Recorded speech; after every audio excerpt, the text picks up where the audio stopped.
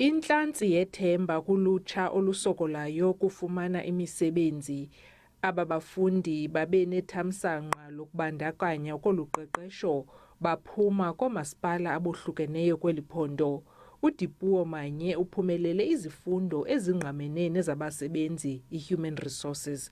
Uthi ukulungele kuqalisa nokuba loluphi na uqeqesho nanjengoko kunzima ukufumana umsebenzi awufundeleyo. You look for employment, you can't find employment, you look for in-service training. It's not like you one student that is doing the needing the in-service training. It's many students actually that are needing the in-service training. Even the graduates also, those who have degrees, they're also looking for internships. So it's just one of those things that you have to just sit and wait until an opportunity comes for in-service training.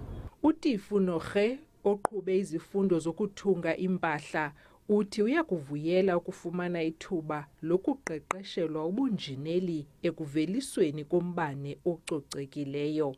Uthi oku kuza kumnceda ukufezekisa iminqweno yakhe. I'm thinking of opening like a small school that would teach, the underprivileged children or the youth of Northern Cape about the skills, because we have many problems like the sewage problems, and we have like electricity problems like load shedding.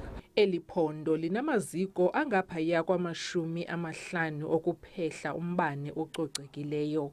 Injongo zokuqeqesha abafundi kwinkqubo zokuhlaziywa kombane kuza kuveza amathuba engqesho. What we're giving the learners now are critical skills that they need, particularly in the Northern Cape province. If you look at the electrical engineering qualification and you look at the fact that the Northern Cape has 59 renewable energy projects, the fact that they're going to have the skill makes them probably more employable. Abafundi abayinxalenye yoluqeqesho baza kunikwa inkuthazo yemali engama-3,000 eerandi ngenyanga.